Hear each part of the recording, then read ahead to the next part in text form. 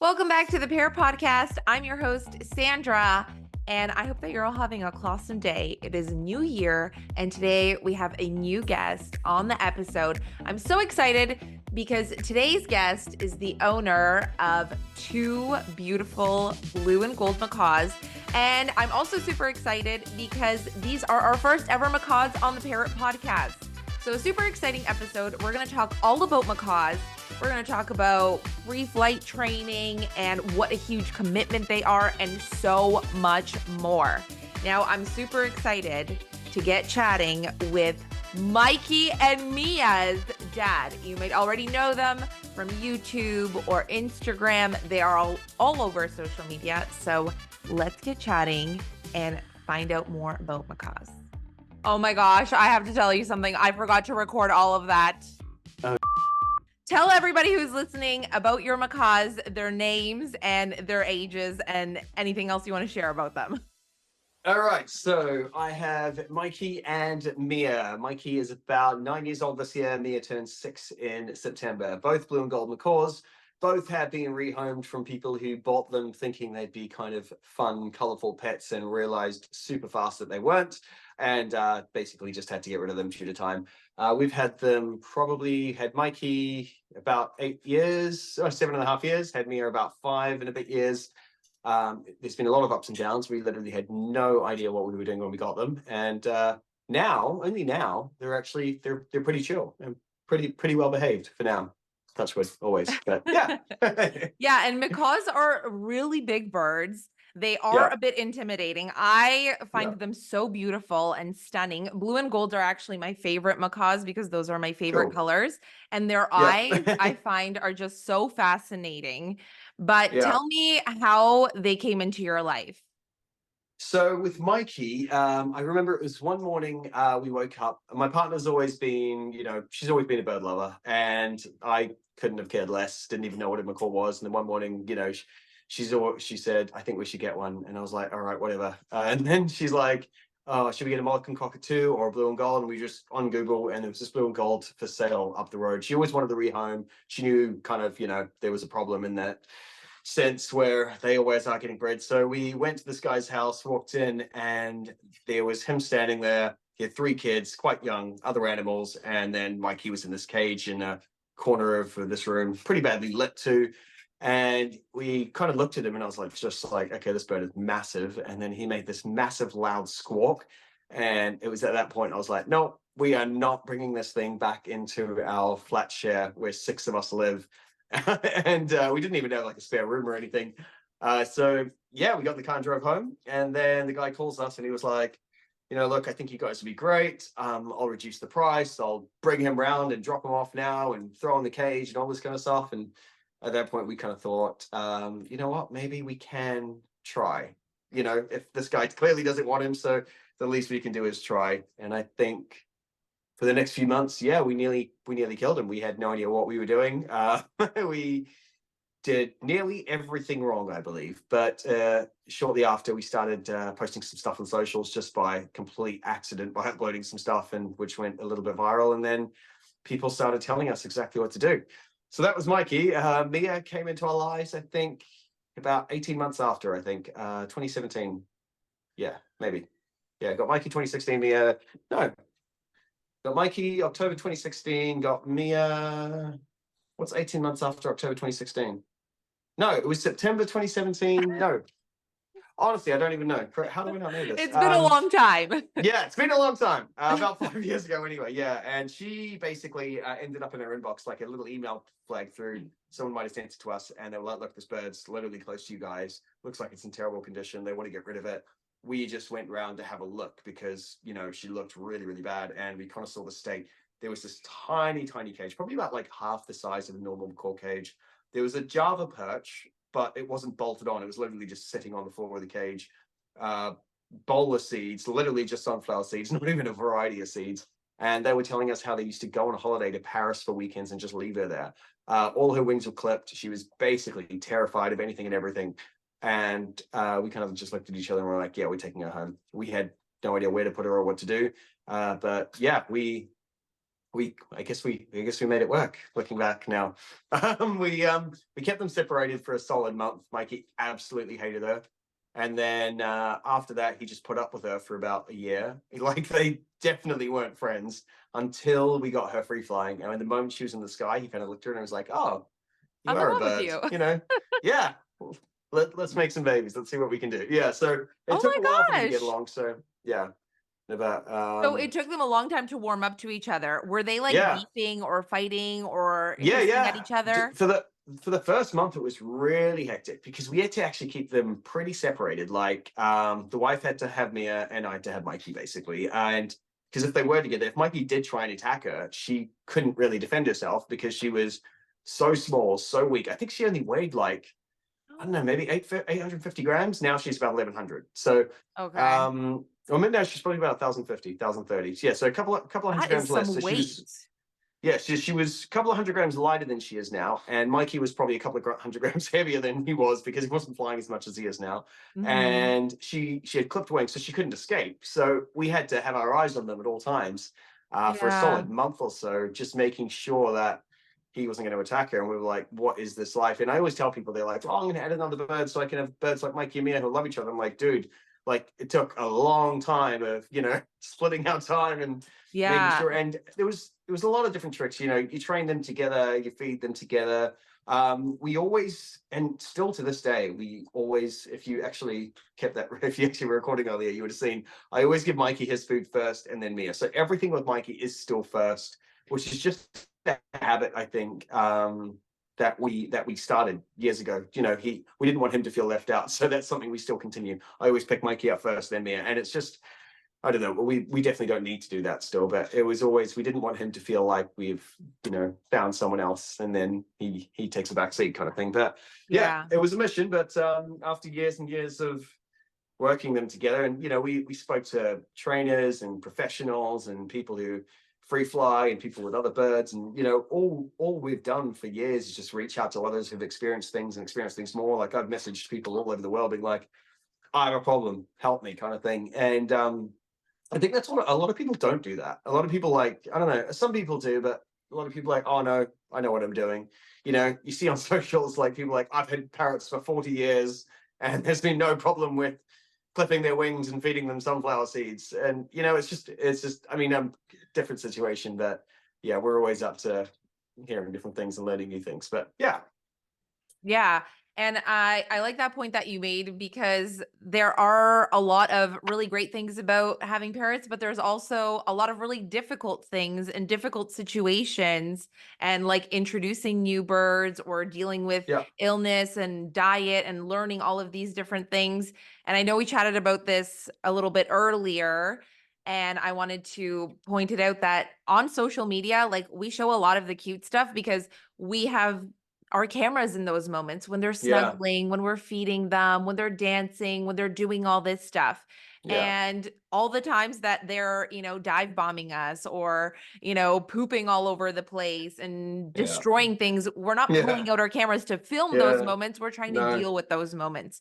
So you exactly. don't see everything on social media. And that's why it is so important that if you are thinking about getting a bird or you want a bird, or because you saw something on social media, don't think that you're going to get, two macaws and they're going to be like No. Mickey and Mia, or you're going to get a Yeah. green cheek conure and they're going to be like my Mia, because Yeah. every bird is different and every situation is different. And you need to spend time with these birds before you make the decision because it is a huge commitment.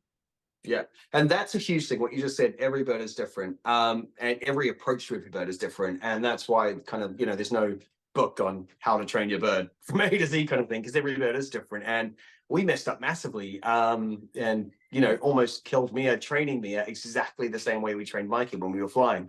We were basically just doing exactly the same thing. And we could tell she wasn't responding the same way, but we're like, "Oh no, she'll be fine, she'll be fine." Just kept doing it, kept doing it, kept doing it. And she still didn't have that confidence that Mikey had. She still wasn't desensitized, but we're like, "Oh, we've done the exact same thing with Mikey." And then she flew off. We lost her and found her with her whole face covered in blood on the top of a roof, beak cracked. She's still a big chip in it. And at that point, we're just like, "What have we done?" Yeah. My And gosh, that must then have been so literally, terrifying. it was such a horrible moment. Straight to the vets. We've had some some massively up and downs with these guys over the years. But I think the last maybe 4 years or so have just been really, really smooth sailing, which has been quite nice. But yeah, it's every bird is different, and that's why there's no guide to how to convert my bird to a good diet. How to free flight train my bird, because you could literally do A to B with one, and that next bird's going to be 100% different, just depending on how they are, with what their background is, their age, their species, their surroundings. It's crazy. Exactly. And I also wanted to ask you, because I know I saw in a few of your videos that Mia only lets you like twice a week, like scritch Yeah, her and like yeah. get affectionate.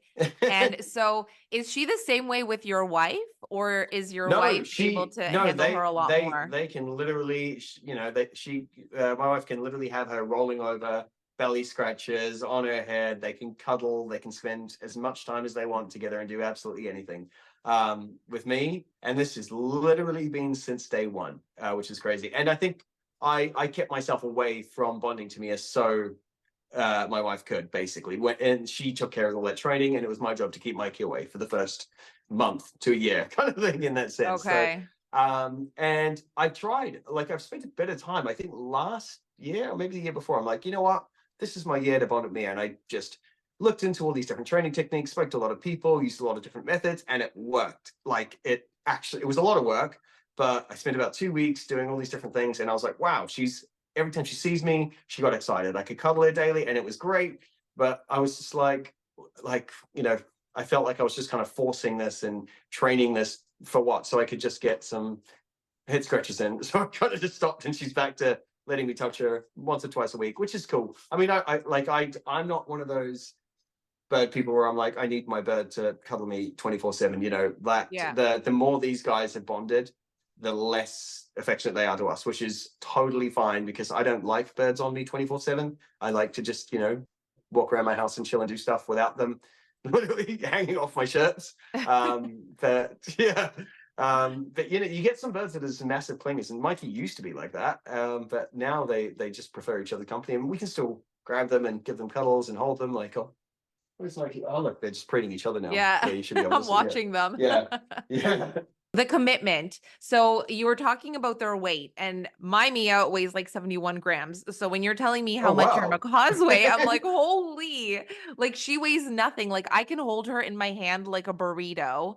Yeah. And she can have like moments throughout the day where she's just loud, and they're loud for different reasons. And we'll talk about, the noise level after, but share with I everybody a just little started bit. writing I Sorry. just started writing a song about why birds scream, just like a 60-second song this morning, and it's just so funny. I I'll can't put it out in a wait. I couple of can't weeks. wait, because I also saw that you are a musician. You and your wife make music, and Yeah, you're always writing songs about Mikey and it's not Mia. very good, but They're very good.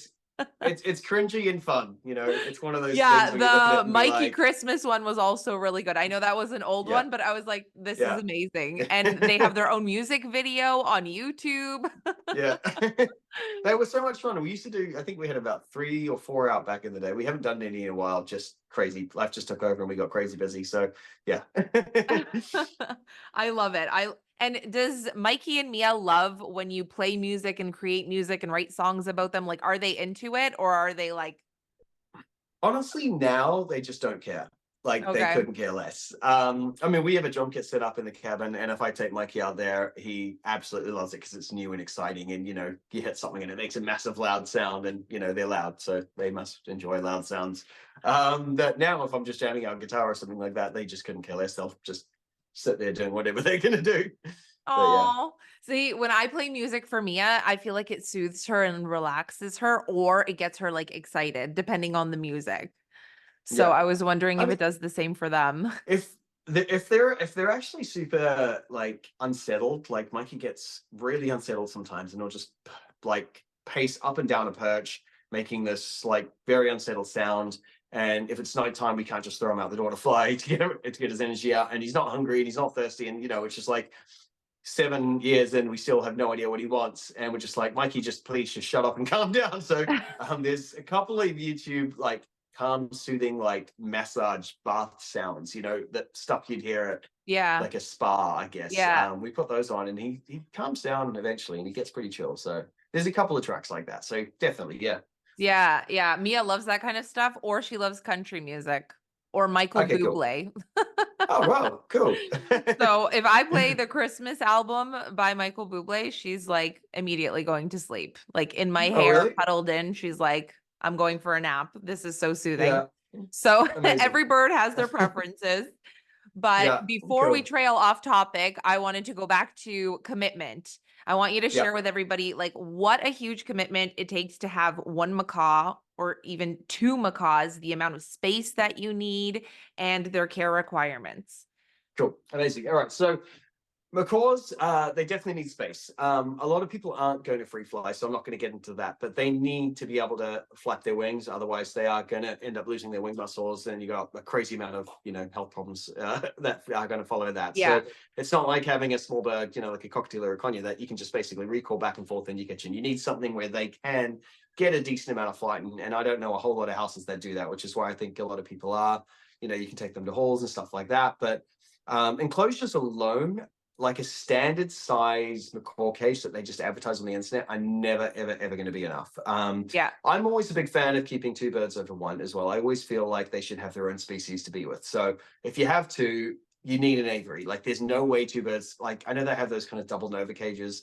They're okay. They can spend some time in there, they can sleep in there. But if you're leaving a bird in there for hours a day, you need something decent and big. It needs to be filled with foraging toys. It needs to be filled with activities. It needs to stimulate them. These birds are kind of designed to forage and, find food and move around, not be cooped up in one tiny place, unless, they're nesting, and then they can live in tiny little tree holes. But yeah, so if you are looking into one or two birds, make sure you have the space. Huge thing. Make sure you have an absolute love or massive patience for cleaning, because it's never, ever ending. And that's just Yeah. not cleaning the poo or the food they throw on the floor or the broken walnut shells. It's the bird dust, which you don't even think about until you literally wipe your finger off on top of like a TV that they've been around for a little while. And there's all these little bits of bird dust from their feather preening. And you need air purifiers. You need, just birds in general, all Teflon free stuff in the kitchen. It is a very, very big commitment. These birds also are loud. We had a noise complaint through our litter door last week. I saw that on Instagram. Yeah, nuts. I don't think there's anything they can do about it, so not too fussed. But when They're like the scream, drums, the macaws, yeah, they called you out. Yeah. Fair enough. Asshole neighbor, I'll take it. Yeah, who brings a drum kit into a house with two macaws? Like, I get it. We're in a private road with 10 houses on it. I get it. But they are loud, and people get these birds and put them in apartments and then have to get rid of them. I mean, there was a guy who doesn't live too far from here, and he had about I think eight parrots, like a bunch of macaws, African greys, in a council house, like a small shared living facility kind of thing. And he had like all the newspapers come because all the neighbors complained. He had to get rid of half his birds. And that's the thing, they are loud, and they could scream because they're hungry, thirsty, bored. They might want to cuddle, they might want to shower, they might see a pigeon flying past. They literally might just be happy. And there's sometimes nothing you can do, so you got to prepare for that. Food wise, very specific diets. I mean, we're always on a raw whole food kind of diet. It's something we've done for a while. We've really geeked out over it recently, but these guys are happy and thriving, and we get them tested every year just to make sure they are. And what else? Yeah, you got to be able to put up with the absolute massive bipolar changes throughout the breeding seasons. Like when these guys are the hormones.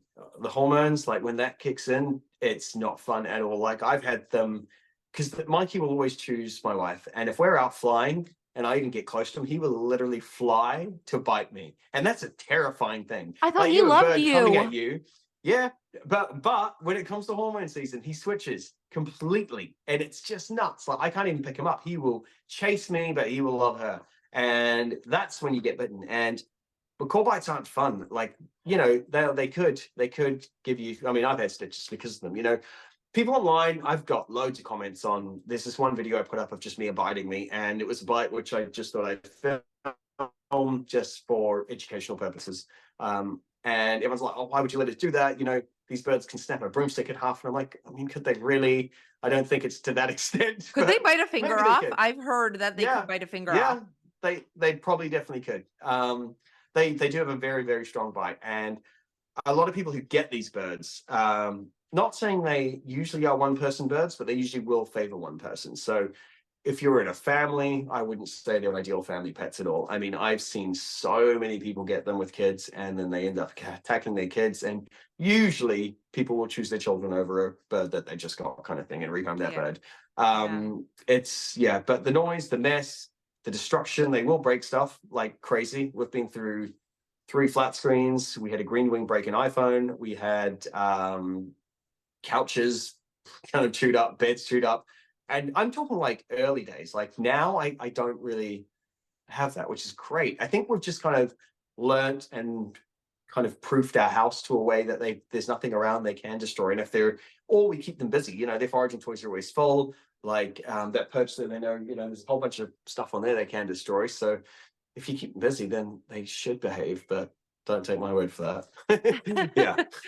Well, you made a lot of really good points, and I want to touch on all of those. And I wanted to ask you about the biting, because I know that is something that intimidates me about them. I'm fascinated. And I actually went to this bird kingdom last weekend, and I saw several different macaws, and there was a blue and gold macaw there named Jackie. And I was like, I love you. I looked into this bird's eyes and I was like, look at me, understand that I love you. You are so beautiful. So I am fascinated with them, but their beaks really intimidate me. So tell me, what is the force of their bites, and what is the worst, most severe bite or injury you've ever gotten from them? So the absolute worst bite I've ever gotten was this one time Mikey actually hit a window and a building when we were flying. Horrible, horrible situation. He was knocked out cold, woke up, and he basically kind of didn't really know who he was or where he was or who I was. And we were trying to get him in the house, and he basically chomped down on this little finger. There's still a line there. You probably won't be able to see it, but it sliced straight in, super deep, pissing out blood absolutely everywhere. I felt super, super lightheaded. A day later, I ended up having to get stitches in it. That day, actually, when we were in the vet with him, I actually fainted on the floor just because I didn't eat all day and I'm bleeding. And yeah, terrible situations. But that's the worst bite I've had. I've also been bitten by green wings a few times, and that is a bite which you don't ever, ever, ever want. It's kind of like a blue and gold is a bit precise. They'll take that top of their beak, they'll take the bottom, they'll grab you in a place, you know, very, very precisely. You know, they'll grab like a bit of bone, you know, or a very sensitive bit, and they'll grab it and they'll twist it, and it's definitely not good. For the green wing, they'll chomp down to another level where it's like your arm's getting slammed in a door as hard as someone can. It's instant bruising and it's instant pain, and you know you can't be like, you know, punch a bird in the face for that. You know, you have to be like, okay, what did I do? You have to like not react. Yeah. But the thing is, birds do bite for a reason, and everyone, you know, with the amount of messages we get, my bird keeps biting. What did you literally do 10 seconds before that bite happens, and then you can pretty much solve your problem. And I mean, easier said than done. I get it. Like, you know, right now, if I went up and tried to grab Mia, I mean, maybe not Mia. No, she'll probably come. But if I did something to annoy them, that they will bite. But you have to. I don't know if that's just living with 2 birds for years on end. You kind of learn these birds, but birds you get to know them fight for a reason. They're by nature they're flight over fight, and that's why I think a lot of clip birds are a lot more aggressive as well, because they can't escape, so they start to bite. I had no idea that different macaws had like sorry, let me just see if Mikey wants to join. Okay, he's done with his preening session now, so we'll see. Hey, Mikey, oh come on, no, you want to come? Hey, no, yeah. You can't force them. I could see it earlier, and I was like, you know what, they're not going to want to jump in shots now. So you like that, you know. Yeah, you can't force them. Chill together. Yeah, you can't. If they want to, great. If not, you know, they've decided. And if I really needed to move them, I just grab them from behind, and the moment you have their feet, they can't do anything. So yeah. I actually didn't know that different types of macaws had these different biting techniques and that a green wing's force was like so much more. Yeah. Something new for me because I just thought like every macaw could take off your finger and you don't want to get bitten by a macaw. I honestly don't even want to imagine what a hyacinth macaw would be like. Oh, yeah. Like the size of their heads alone, I think no, the size of their beaks are about the size of these guys' whole heads. So yeah, Yeah. I that's saw one actually last weekend in person and I was like, "Oh my gosh." yeah. Yeah, that's nuts. It's absolutely crazy. The kind of like the power they have can really, really, really do some damage. And but it's also like any dog could completely maul you to another level. Yeah. I know dogs are a whole lot more domesticated and a whole lot easier to train in that sense, but Yeah. it's about respecting the animal and just like that. Like I went up and they were like, "No, get away." And I'm like, "Sweet as guys, chill out, it's fine." Yeah. Yeah, I also wanted to circle back to when you talked about Mikey and how he crashed into the window and he needed to go to the vet. In that yep. situation, like, did you have an avian vet where you're like, let's go there right now? Did you have them nearby? Like, what did that situation So look like? so with that situation, I think we no, we had Mia then as well. Yeah, it was probably maybe a couple of years into our bird ownership. We had our normal avian vet, which was 20 minutes from our house, open Monday through to Saturday. Your standard 9 to 5. This incident happened on a Sunday, and we were just like, okay, what do we do now? Everything always happens Massive, in the massive, evening or on a yeah, Sunday. yeah. And it was a huge, huge fail on our part, and I'll totally take that. That we didn't have contacts for a 24/7 avian vet, which we should have. It's just one of those things where that's one thing you 100% have to do. And we spent I think 2 hours just calling and calling and calling, and then even just standard dog and cat vets, and then we explained the problem. They're like, "We have literally no idea what to do," and I was like, "Crap!" And then once we found the savior vet, which is about 2.5 hours away, we were literally just there. So 24/7 vets aren't cheap, obviously, especially emergency ones. But Yeah. when it comes to the life of these birds, for some crazy reason, we do love them. So you have to do what you can. Yeah, absolutely. Yeah, And I think that it's also important to, when you're getting a bird or thinking about having a bird or have a bird, you need to also have that emergency fund and also know yeah, like where there are avian vets.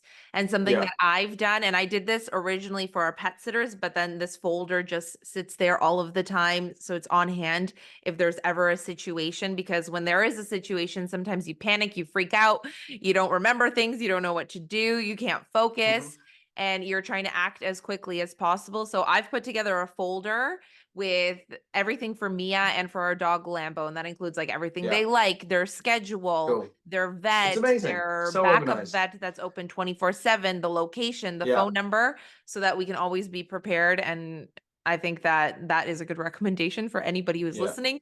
Put something like that together for yourself in case of any kind of situation. We have a whole bunch of videos that we have a bird sitter who just lives not too far away, and every time she comes, like we still travel a lot. We still have we go away, spend weekends away with friends and stuff like that. So she comes, does pretty much the exact same routine we would give these guys, which is really, really cool. Yeah, that's And amazing. we have videos, if Mikey's doing this, this is what you need to do. If Mia's doing this is what you need to do, kind of thing. And it's one of those things where I think they kind of sometimes feel like, oh, I can't get them out of the aviary today. I might just leave them. Like if they want to come out, they'll come out. Like if they don't want to eat, don't force them to eat. It's just they're Yeah. smart. Yeah. And If, And is Mikey and Mia like really social? Are they good with other people? Mikey is amazing with 99% of people. Like there is that 1% which he will literally turn on and try and bite at every kind of expense he can. But 99% of the time, like whenever we're out, the moment someone approaches us, Mikey will put his foot up to go jump on them because we've taught him kind of, because he had this really bad problem where he used to just fly to people all the time. Yeah. And people are probably Always like, just ah, yeah, and people like if you're out for like a leisurely walk and this massive bird just lands on your shoulder, you are going to absolutely shit yourself. So yeah. like we had people falling over, dropping their phones, breaking their sunglasses. It got bad. So Oh my gosh. we we actually had a chat with Dave from Bird Tricks about this, and he's like, dude, easy fit to make it a trick. So firstly, you have to make sure everyone he lands on is a terrible experience. So we spent weeks just going out with a bunch of friends. If he landed on someone, they'd scream, wow their arms, fall to the ground, just make it a horrible kind of place to land. And then we trained him. We put him on someone. He'd do his big wings, and then when he came back, that's when he'd get a treat. So putting him on someone and coming back was the trick. So now he gets what he wants. He gets to meet new people, and he gets a treat for coming back, and that's worked a treat. So there was a question that led up to that. Are they social? Did you say? Yeah. Mia is only good with the odd female. I think she's rarely good with many people, but the one bird that we have now, she's pretty good with. But it would be extremely hard. We're actually going away in March, and she's staying with a couple of our friends in Wales, and I don't know how she's going to be. But you know, they're bird people, they're macaw people. They'll figure it out, and she's smart enough to, once she understands she's not in danger, she'll hopefully trust them. But it'll be a work in progress with her, because she's very, very careful on who she trusts and who she'll stand on.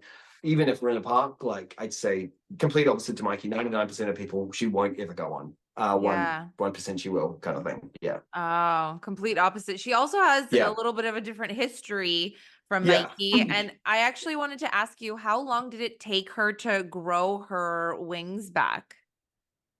Because she was clipped. Yeah, so she was completely clipped. I think she had 2, maybe 3. I'm going to say 2 primary feathers left. And then I think every month or 2, one dropped out. And she was free flying 10 months after we got her. So she was 13 months when we got her, and she free flew on her 2nd birthday, actually. Yeah. So Aww. that it was on her 2nd birthday, was her first day of free flight successfully. And she wasn't fully feathered then either. So she had probably about 85% of the feathers grow back, like fall out and grow back. And every time a clip one fell out, we were like, this is amazing, yay. Because we were looking into getting her imped, just ripping out all the clipped ones out and imping her with a bunch of Mikey feathers. Have you heard of imping? Yeah? No. So basically, people do this, I don't know why a whole lot of time, but it's an option if someone clips your whole bird's wing. So you can put them out, rip each feather out that's clipped, and then with an avian vet, right? Yeah, with an avian vet. Okay. Don't do this at home. Just for anybody listening, don't do this and yourself. Then, you can get, as long as you have the same bird, same species, and same set of wings, feathers that are molted from another bird, and put them back in and glue them in. And they'll just basically stay there until the new feather pushes them out. So that was an option. We went to the vet and we're like, can we have a whole, we had hundreds of Mikey feathers. Can we put together and cut off these, rip out these and implant new ones? And the guy was like, we can. The success rate on this is extremely high, but there is chances where they'll get irritated because they know it's not theirs, and they'll try and, chew off bits or pull out the glue. Your best bet, if you're patient, just wait six months, and that just seemed more natural and nice to do. So I think she had about 85% of her wings back by her first flight, and about 99% back probably about 3 months later. But there was one feather which didn't grow in for maybe about a year and a half, which is weird. A year and a half to 2 years, I think it took. She always had a gap in her wing, and that's how we noticed her in the sky. And then one day it just started growing. We always thought maybe it got cut too short one day and it'll just never ever grow back. But one day it did. And there's a video I did on YouTube on how to tell Mikey and Mia apart. And we're like, Mia's the one, you'll always know her in the sky because there's a big gap in her wing. And now with the feather there, how do you tell them apart? Yeah, I know. I'm gonna have to go back and edit that out or reshoot a whole different video. Is it hard for you, especially when they're flying, to tell them apart? Or can you tell them apart easily because you're like, these are my birds, I'm with them all the time? If they're way up in the sky, probably not. If they're close, Mia's got a lot of green on her tail, and Mia flies a lot more elegantly. She flies like she's been flying her entire life, and it's almost effortless. Mikey flies like he's just eaten far too much, and he's overweight, and he's literally flying to survive. Like he doesn't. It seems like he's struggling. This is a bird who can stay in the sky, 8 to 10 minutes perfectly fine, but he sometimes will just do these small flights, and he's like panting at the end of it, and he just seems so unfit. And I'm like, he's been flying longer than Mia, but Mia's so much more skilled too. If Mikey's at a weird angle or in a tree or, you know, there's a building or an obstacle, he will walk around, look up and down, just mission around to find the easiest way to get down and really struggle. Where Mia just instantly out. Like, she's such a skilled flyer, and I don't know where that came from, but yeah, we're happy. Yeah. That's amazing. And did it take some time to work with Mia to get her to build up her confidence with flying, like once her feathers grew in? Yeah. I think so. Once she did that first flight, and it was I think it was long. I think it was like maybe, I don't know, I want to say like 3 to 4 minutes, where she was just looping super high in the sky over and over again.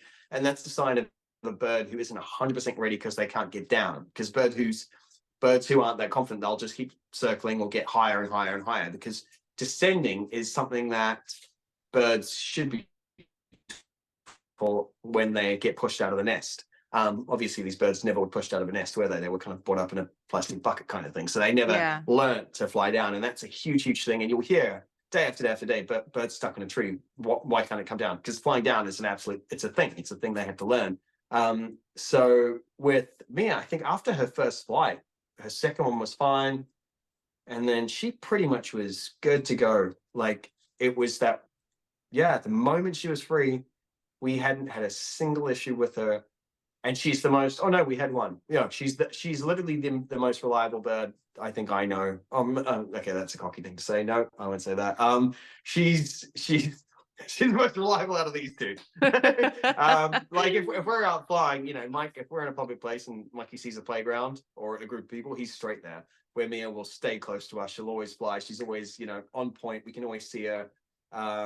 We had one incident where she got chased by probably about 50 seagulls about 3 years ago on Christmas Eve. And that was absolutely horrible.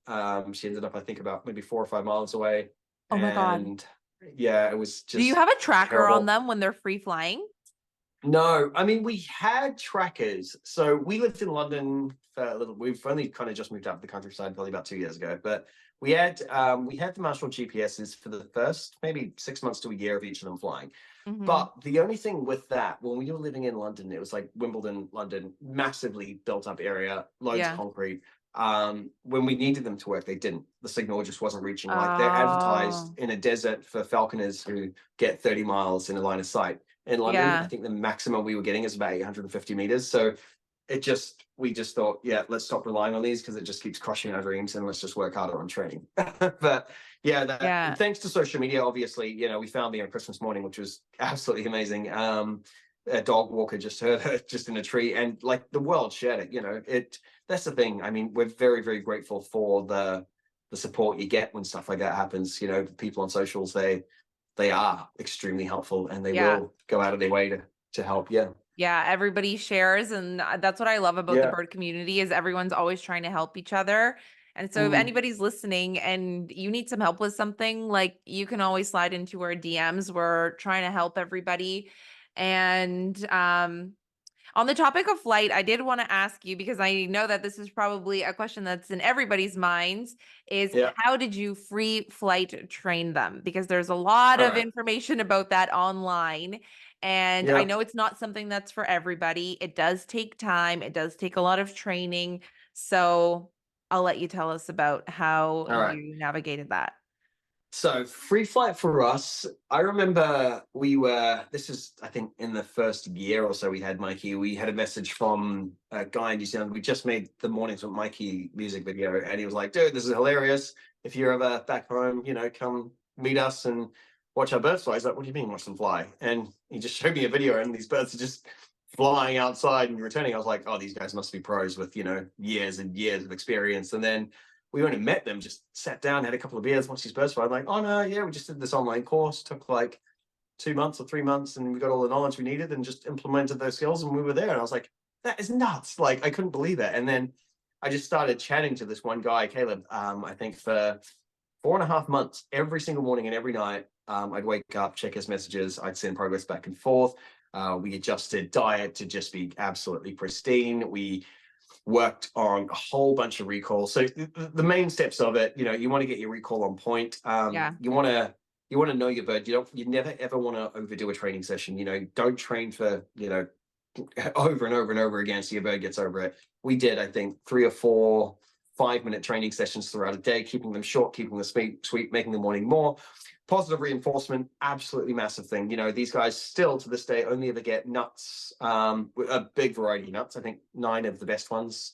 So what's that? Pecans, almonds, cashew nuts, walnuts, hazelnuts, Brazil nuts, pine nuts, 2 more. Almonds.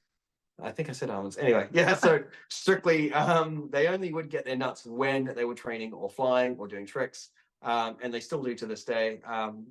And then there's desensitization, which is a massive, massive, massive thing. Desensitizing a bird who's lived indoors for a long time, you take them outside, anything is going to scare them. A guy going past, with a red bag, a skateboard, a car, a truck, a plane. A gust of wind. Yeah, anything like that. And there were so many things birds need to get used to because they are, terrified on the inside unless they are confident. The good thing is with us, with Mikey, what made it so easy is when we had Mikey, we took him out all the time just because we just wanted to be with him all the time. So we would go to cafes and parks and we couldn't get a harness on him just because we were terrible. But we ended up tying, I think, some sort of garden wire to his leg ring. It was horrible. Just looking back, I'm like, why? And just kind of just held him. And yeah, so he was so desensitized that when we were training and we asked him to recall from a perch, he picked it up pretty quickly. Where someone like Mia, I think, 10 months to get her in the sky, majority of that, she sat on a perch outside and wouldn't fly, just wouldn't. Indoor recall, bang on every single time. Outdoor, she'd sit and freeze. And that's just, a new bird could be in the sky, from seagulls to crows to anything else. And desensitization is a huge part. So you got, recall, desensitization, positive reinforcement, a great diet, and location. That's a big one too. Making sure your area is safe, making sure making sure you understand winds. That's such a big thing. Birds need to fly into the wind, land into the wind, just like, how a plane does, kind of thing. Or boats. Understanding their signs, never, ever, ever forcing them. Don't ever throw a bird, kind of thing. Let them fly if they want to fly. If they don't want to fly, there's probably a reason for that. They can see stuff in the sky we can't. There could be birds of prey up there. We're lucky where birds of prey around us. We got hawks, not hawks. We have sparrowhawks and red kites, the odd buzzard. All of them would look down on macaws and be like, you know what, I'd rather go for a pigeon.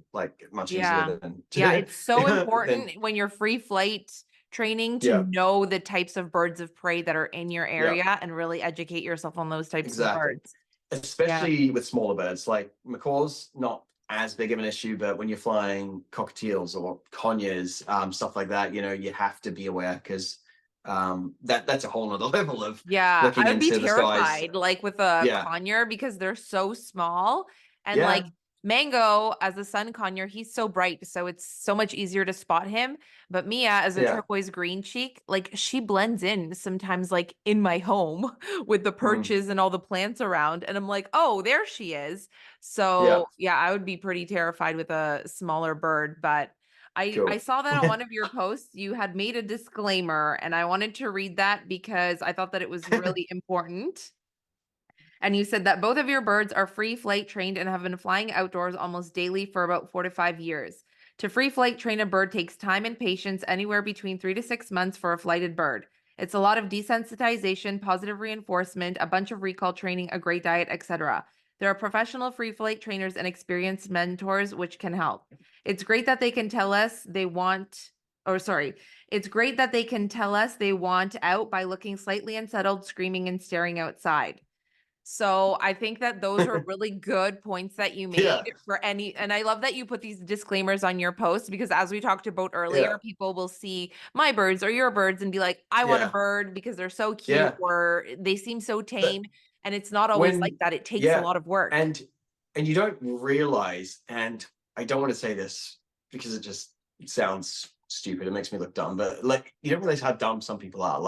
When we first started free flying Mikey, I think there wasn't a lot of people in the UK free flying, and then we started putting videos up and they started getting a lot of traction, and then we had people messaging us, I watched your video and I trained my bird the same way. Like they watched a 10-minute video on how to train Mikey and lost their bird. The amount of them that came through, it was absolutely crazy. And I was just like, what is going on here? And they're like, no, we did the recall, we took them outside, and now they're gone. Help me find my bird. And there was people posting on like Facebook groups like Parrot Free Flight International being like, I watched the Mikey Macaw videos and now I've lost my bird. And it started making us look terrible. Like I was like, Yeah. what is going on? Like Yeah. be a And normal then you feel person. bad because you're like, these birds. Because Yeah. people are taking our 10 Yeah. minute video, and it And doesn't take just a 10-minute video. Like you need to work yeah. with a professional. You need to really know what you're doing. And like you said, Yeah. like it can take 3 to 6 months. For some birds, it Yeah. can take even longer. Yeah. No, for sure. I mean, like if you have a bird in their like, 20s, 30s, that's never seen the outdoors, you could be training for a year, easy. Or if you have a bird that's, young and keen to learn, I love challenging myself to train. Like even we used to do a lot of bird sitting back in the day. We don't anymore just because it's just not worth it. Like it's more fun just to relax and then Yeah. um but I mean I think okay just to rephrase that, it's more fun. It's we don't now because these guys are a lot more coupled up. Before they were chill, but now since they are super bonded, if we bring another macaw in here, it's not going to end well for them. These Yeah. guys are extremely territorial now as well. So it's I don't have the time to run around separating birds trying to attack each other. So yeah, we Yeah. just stopped looking after other people's birds. But I loved actually doing it for the fact it was fun, kind of training and just finding new approaches and seeing how other birds work and seeing how quick they can actually pick stuff up and see how fast they can learn stuff. Like rarely we still train these guys to do anything. Like everyone's like, oh, do you train them to talk? And I was like, I'd rather train them to, fly than talk or Yeah. and we haven't spent a lot of time Although with they say tricks or anything, hat but really well. hat. Hat. Yeah, I know. Yeah. They're nailing hat. Yeah, It's really crazy got that how they tea. just pick up the most random stuff too, don't they? But Yeah. no, they're pretty good and pretty well behaved now. And I think look, shit, what was the question? I always keep trailing off, don't I? Yeah, no worries. This is what happens.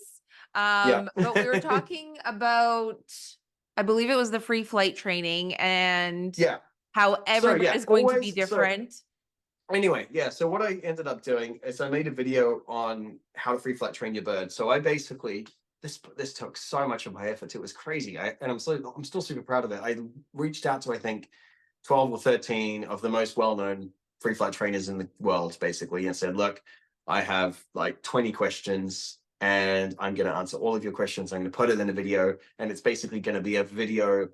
If you want to learn to free flight, here's a catalog of each trainer, what you offer, where you're based, online or in person, prices, what you've done before, what birds you train, what birds you don't train. Because I just got so sick of just how do you train your bird to free fly? Like that question was asked I'm like 20 times a day for years. And Yeah. once I made this video, it's like, boom, click this video, people find their trainer, they go to them. And now obviously there's so many more trainers now since that video. So maybe I'll make another updated one. But it was so cool that I could put that out there. And I think because free flight is getting bigger and bigger and bigger. I mean, in like when we started flying Mikey in 2017, I think. Maybe 2018. I don't know. One of the I get those years mixed up. I think there was us. There was a lady who was flying 3 Amazons and a guy who was flying 2 Macaws, and that was around that time. I mean, obviously, I don't know everyone in the UK. There's 70 million people here. There could have been loads more. But we scoured the internet. We scoured everywhere. And we're like, who can we fly with? And then now, if I organize like a free flight meet, like a big one, I mean, there's probably about 60 people that fly that I know personally. Wow. Each of them have maybe 2 birds. And this is we've had some bird meets and there's been like 35, maybe even more. I think 36 birds came to me as last birthday 2 years ago. And then maybe a few more this year. I don't know. I love And that you have these just free flight birthday parties for her. And all these birds honestly, come. every year. And the last one we did was a public one. So we, the World Parrot Trust funded it. And we had it public and there was like 400 people there. All, That's amazing. people who just want to see a whole bunch of birds just flying around, and it was such a sick day. So that was a lot of fun. I'm not sure what we'll do next year, but the birds love it. You know, they get to just hang out and just Do they all flock get together along like in the sky and in this in public this setting? in the sky. They all get along. It's the most surreal thing, and I absolutely hate that I have to film these events. Not hate it. I love looking back, and I love the finished product. But when you're looking at 20 macaws flying over your head in the sky through a lens, it's nothing like actually seeing it in real life. And I wish I could just stand there and enjoy the moment instead of being like, Yeah. is this in focus? Is the ISO right? Is the lighting right? Yeah. But it's amazing. Like, I love looking back at it, and it's so cool. But I think I stopped making a whole lot of vlogs a little while ago, just because I kind of wanted to live in the moment, enjoy a day, instead of making sure every single Yeah. 10 minutes of my life was captured in focus and Yeah. lit well. It's just Yeah. one of those We're things. always so I'm not focused an on the influencer by content so heart. we can share it, but sometimes we just have to Yeah. be in the moment. Yeah. No, for sure. Yeah. And I know that recall training is super important. This probably is a main factor in the next question that I'm going to ask. But I know that this is a question that people ask about free flight all the time is Yeah. how do you know that they'll always come back to you? And I also saw, I think in one of your videos that sometimes you let them out, you open the door, they go out into the backyard, they fly around for an hour. Are you supervising them the whole time, or they just come back when they're done? No, so when we let them out, I mean, usually when it's a little bit warmer, I mean, actually they're out today for a while. They'll stay usually within sight. Usually, Okay. I'm gonna say 98% of the time. If they're not in sight, they're within hearing distance. We'll hear a scream, that they might be behind a house or behind a bush, but they'll stay close. They know where we are, and they're not dumb. They know full well they can take off and start their life and do what? Where are they going to sleep? What are they going to eat? Yeah. It's similar to a dog. Like I mean, I don't want to say when you go to a park and you let your dog off a leash and it comes back. Like, how do you do that? Wow. But it is similar to that. It's an animal that you've taken outdoors that can definitely run away from you or fly away from you, but you've trained it to return. And because our flock birds, they know. They've slept outside before. Like Mikey, without fail, crazy. He sleeps outside once a year without fail. Once every single year, he will sleep outside. And it's happened since we've had him. Nuts, right? That's Just crazy. Is it always the same day? Imagine. no. I mean, it's usually in the summer. I mean, I remember 2 years ago, it was probably our fault. Not really our fault. We were at the pub having a couple of beers and stuff like that. And then he just, exploring the neighborhood. And then the sun was about to set. We're like, all right, let's get the birds. And Mia, she's great. She always comes back. So she came back. And then Mikey just sat in the tree and he's like, you know what? I'm not going to come back. And we just kept trying to shake this tree and call him. And he's like, I've had a big day. I'm tired. I'm just going to sleep here. And we're fine with that. It's not an issue. It's warm. There's no predators around us. Yeah, the most annoying thing is having to wake up at like 6 a.m. To go get him the next day. So that was 2 years ago. This year, when my wife was in labor, I was coming home every day to let them out and fly them. And that one day where I had to get back to the hospital for the birth of the baby, they decided to sit on the neighbor's roof. And I was like, usually I have time, I'll sit outside and be like, I'll come back when you're ready. But This I'm like, is critical. dude, I have to go to the hospital. So I just called my bird sitter. I was like, I'm going to go to the hospital. Do you mind just running to the house at like 6 a.m. and just getting them off the neighbor's roof? And then the year before that, I think he slept in a tree for some reason. It was just out flying and just couldn't be asked coming down. I don't know. But it doesn't bother us anymore. The first time is absolutely horrible and terrifying. The second time is still terrible, but now, like, I have no problem with either of them sleeping on a roof or a tree in our neighborhood. Like, the biggest risk, I think, to them is humans, like bad people. Seeing them as like a bag of money or wanting to throw rocks at them. Sometimes get terrible kids, stuff like that. So yeah. I've actually heard of parrots being caught by nets by people who were watching people free fly their parrots and then try and sell them off. Really? Yeah, I had a Oh, previous shit. guest. Her name is Maraya, and she's in the Netherlands. And she said that the owners ended up getting their birds back, but they ended up all the way in Germany. And they had to pay something, I can't remember exactly, but it was like maybe 4,500 euros or something like that to get their Oh, macaw. wow. or macaws That back. is absolutely So crazy. yeah, you have to be careful. Like humans, Yeah. like what are humans doing? And Yeah. speaking of humans and what are humans doing, I wanted to touch on something that you talk about very passionately in your YouTube videos. And I have to say that it's also changed my perspective a little bit. And that's about how we've taken these wild animals. They are wild animals and have wild instincts.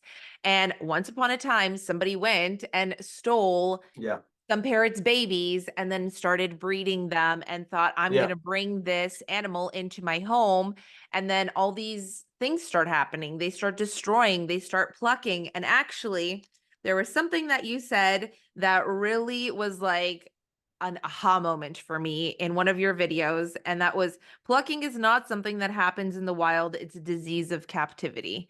And that is Yeah. 100% true because they Yeah. don't pluck in the wild. You don't see No. parrots that have plucked out all No. of their feathers in the wild. It only happens when we have That's them in our homes, stuck that's in yeah. small cages, like on bad diets, and we just don't know what they're doing. They naturally know what they need and what they want, and they have all that stuff in the jungle where they're from.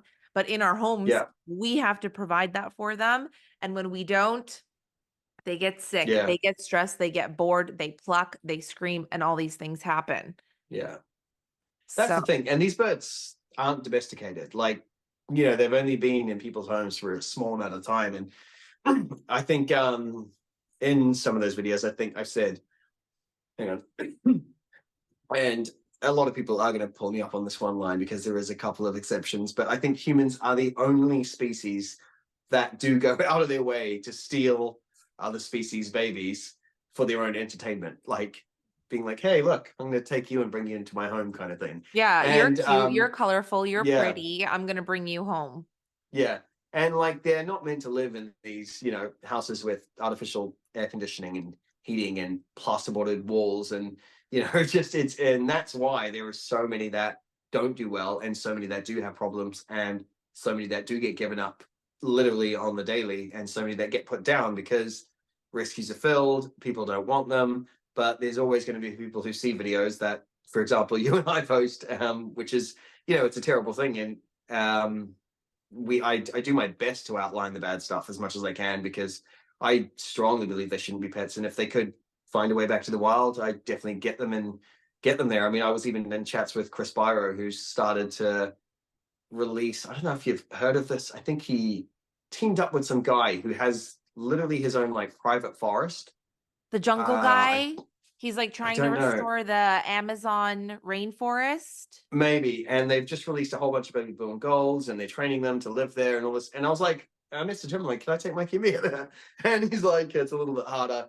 But yeah, these birds should never ever have been pets. And there is a whole bunch of people out there that do amazing with them. There really is. They keep them well. These birds are happy. They're feathered. They're eating well. They're if you run their bloods or check them for tests and stuff like that, they'll come out like happy as Larry. But then I honestly believe that's literally about 0.5%. Like I get sent photos from India, and I hate to just kind of pull out one country in the world, but the photos of their bird care is just horrendous. Like the cages look like they're made of, I don't even know what. They are so small, these birds can't even move.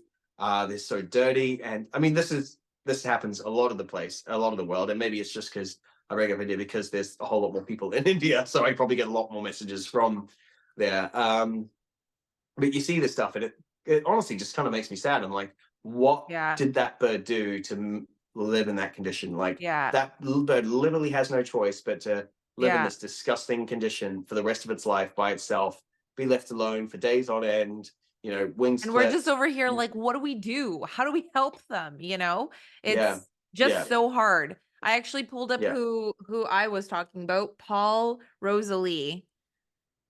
He's like this Is it? Amazon jungle guy. It's not focusing, but maybe it is. Maybe it is. I'm not too sure.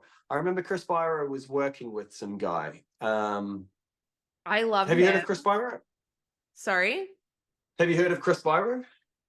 I don't think so, but I'm gonna look him No. up after. So Yeah. he's like Chris was one of the original free flight trainers. like he was like the OG guy, which Okay. everyone in the world basically learned off. Okay. I think I don't know this for sure, but apparently he's been training birds for free flight since like '94 or something crazy like that. So years.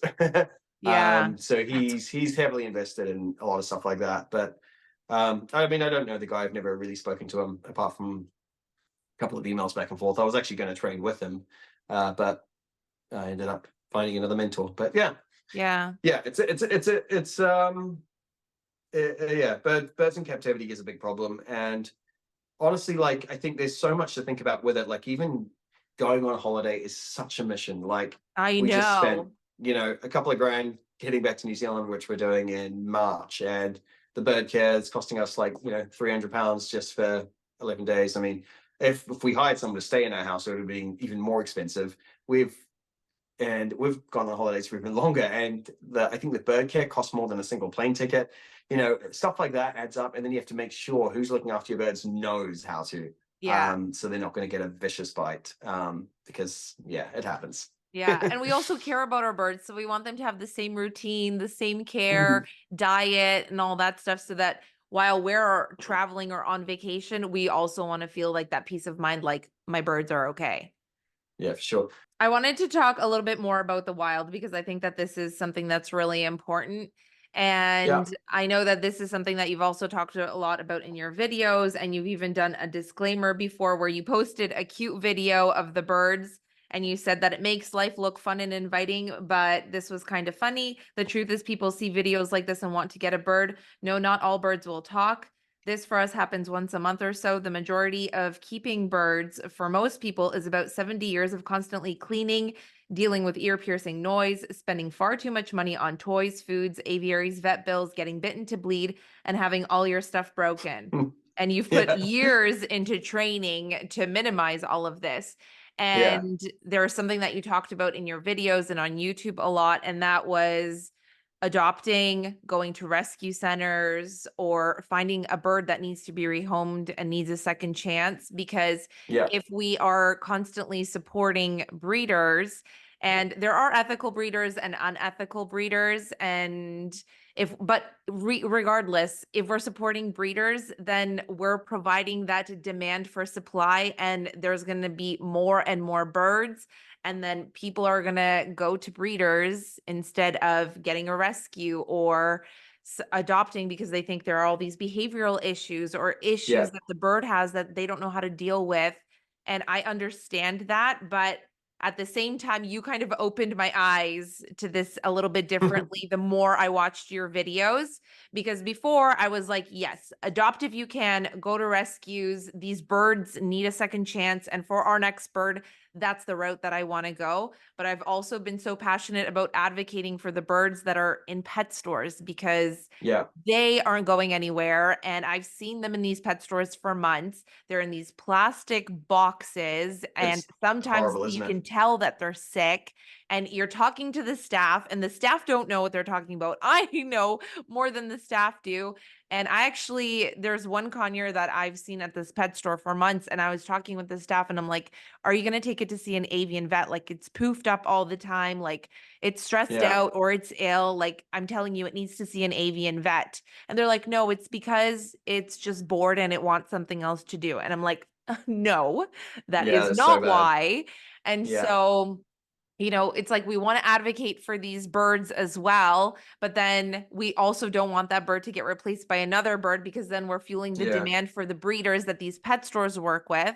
And yeah, I know that if you go with an ethical breeder, and it's how we got Mia, and yeah, I did a lot of research to find this breeder. And this breeder, I have to say, like, she loves her birds. She cares about them. She interviewed me to make sure that Mia was going to a good home. She sent me that's amazing. Yeah, PDFs of like proper diet, proper purchase, proper cages, toys, making sure there's no bells on the toys, and all these different things. So I know that she's really passionate about it.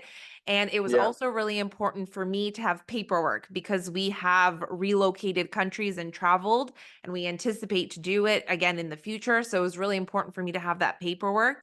But you can still get paperwork with adopted birds, not no, of course, always. yeah, Yeah. Not always, but it is possible. So if that's something that's important to you, you could look that route. And there are also ethical breeders who are trying to help the endangered species by making sure that they don't go extinct. So there are Yeah. the positives, but at the same time, you made all of these really great points about how, regardless, it's going to fuel the demand. And a lot of these Yeah. pet stores and unethical And breeders are just looking at this as stock and profit and money yeah, and not living being things.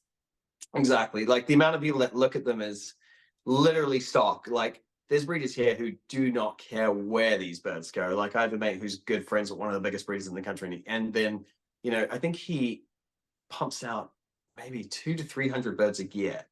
Like where are these birds? Like macaw, big, large, massive birds, 200 to 300. I think it's 300 a year to be honest. And I'm just thinking, That's crazy. I can guarantee 80% of them are given up in the first 2 to 3 years.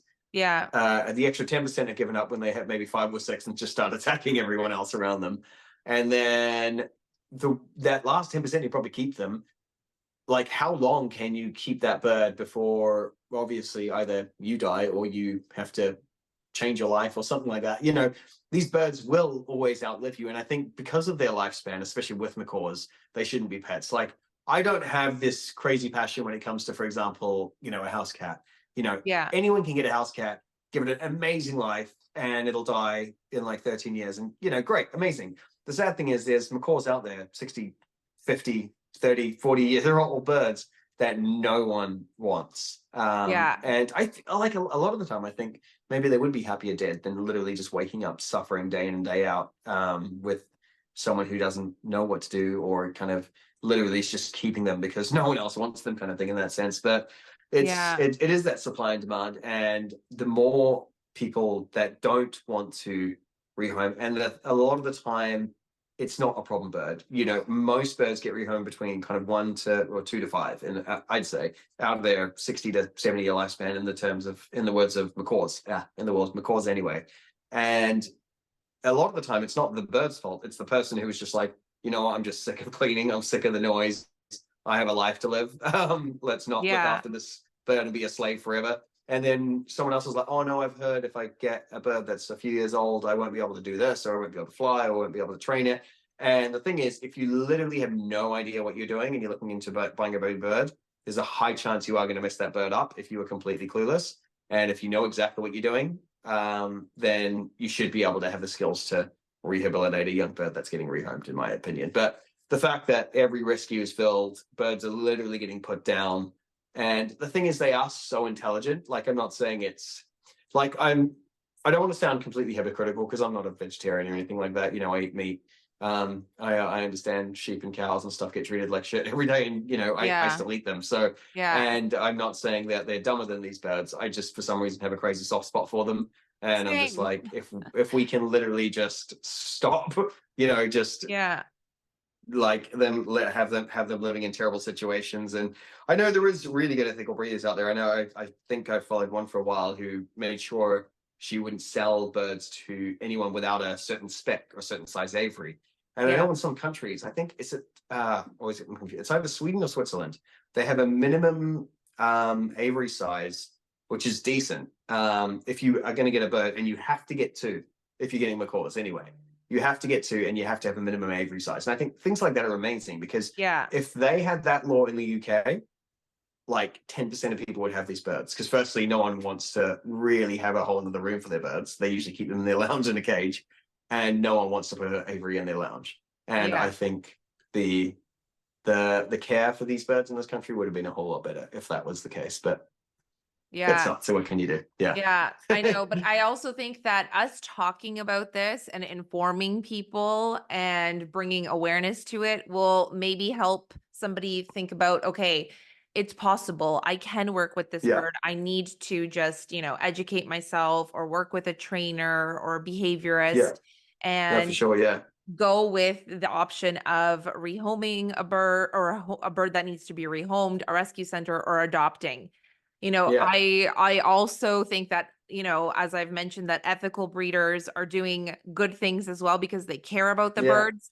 But like Yeah. we've been talking about, it also just creates more supply, and then there's more and more birds. Yeah. And even though they might interview somebody and be like, okay, I think you're going to be a great parent, who knows if in 2 years that person is going to be like, well, I can't do this anymore, and you don't know where that bird's going to end up. I 100% agree. The amount of people I personally known who are amazing bird owners. Here's a fun stat.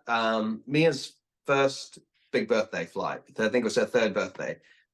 16 birds came, all free flight trained. Everyone in the sky, they all come back to ours after.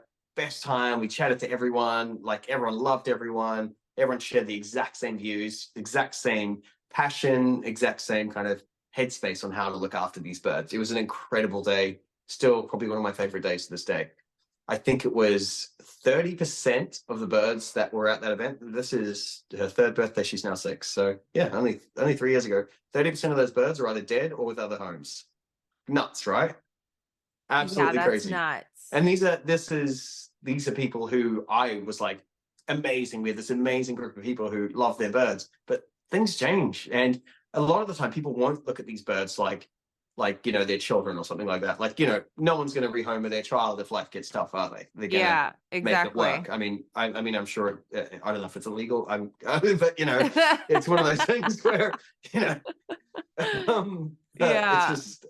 But like, I think with us, like, I can't ever see us ever like abandoning these guys unless it was for a much better situation. And I always say to people, rehoming is fine if that bird is getting a better life. Don't just rehome for the sake of it. Make sure. And when I say a better life for these guys, if someone said to me, you know what, I have an aviary that's 2 meters square bigger, I'm going to be like, no. Like, for them to get, I would want these guys, if someone came to me, do you and have had the jungle in your backyard? Yeah, literally that. And I'd be like, okay, if I know for a fact they will be 100% happier there, 100%. But yeah, it was weird when I looked back at that, and I was like, wow, half these birds either died or got rehomed. And yeah, it's that. And all the ones that did die was all from human error, like no fault of their own. But yeah, crazy.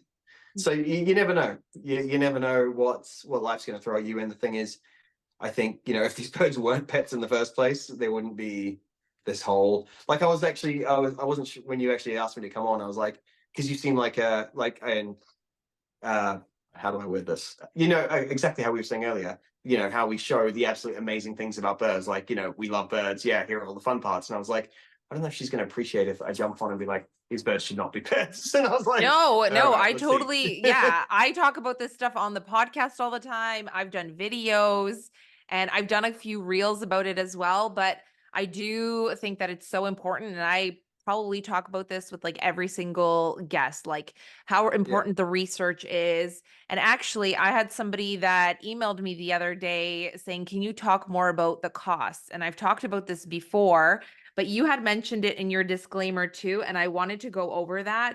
The cost of getting a bird, the cost of the first month, getting the aviary, getting all the toys, the food, and then the monthly costs. Like, it is also a financial commitment. You have to be able to afford to have a bird because and it's not cheap.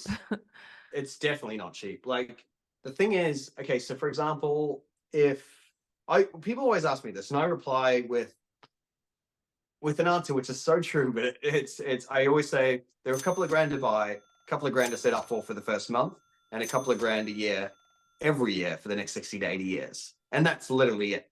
And you add that up, you're looking at something like, I don't know, 160,000 pounds, maybe. I don't know. Like, if you do the math on it, that, like, our aviary, I mean, I built kind of some of it, and I got the rest of it super cheap secondhand just by scoping. But if that thing was new, that's like 2 grand, 2,000 pounds in Canadian dollars. Maybe, I don't know what that would be, 3.5, 3, maybe $3,000. Just the replacing all of our cookware, getting air purifiers, getting humidifiers, getting dehumidifiers, making sure their diet's on point. Like, we buy, I think, 10 kilos of walnuts every 6 to 7 months, I believe. And then the vet bills, we disease test them every year for 4 different diseases. Silicosis is one. I can't think of all of them right now. And that costs £200 per bird to do every year. And that's just if nothing's wrong. And then we get bloods done as well, just to make sure they're not lacking anything. I feel like she wants to come to me. Mia, do you want to come? Have some treats. There's just so many different costs involved. And in the beginning, there are so many things that you need to get. And sometimes, depending on the country, the birds cost a lot. Like earlier, I was talking about pet stores. Like when I see the pet stores in North America, the prices are so outrageous. Like $800 to $1,000 for a small conure. And I'm like, that's crazy, but I also like that. I love the fact they're not that accessible. Like I really do. But the budgies next to them are $40. So the budgies everybody's getting, not realizing, you know, that they're a huge commitment just as much as any other bird. So but then with the high costs in these pet stores also, that also means that they end up sitting there sometimes for years. Yeah, of course. Oh yeah, of course. I hate that. It's just like the fact they it's a whole thing, and I don't even know like which way to go, what to think, how to help. I just keep talking about it. You can't rescue them from pet stores because then the pet store will just bring another one in to replace it.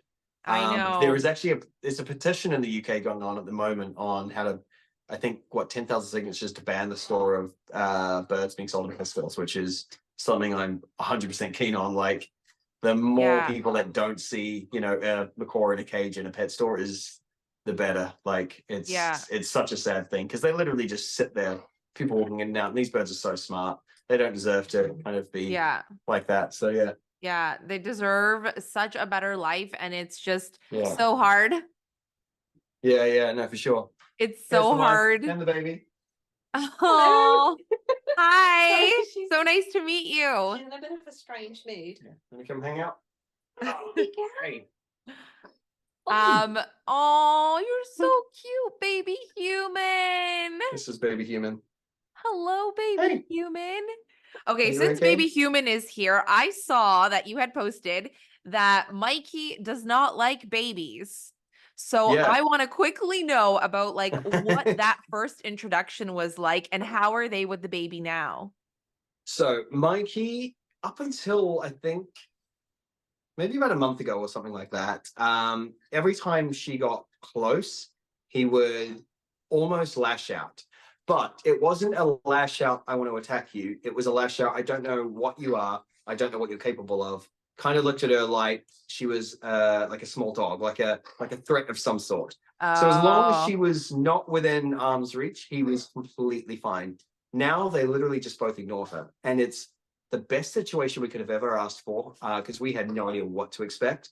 Like, we were like, what is going to happen? Like, we already feel like we have 2 children, and then this thing's going to come into our life, and then it's just going to be nuts, and the birds are going to, like, you know, one bite. And you weren't planning it, from what I saw.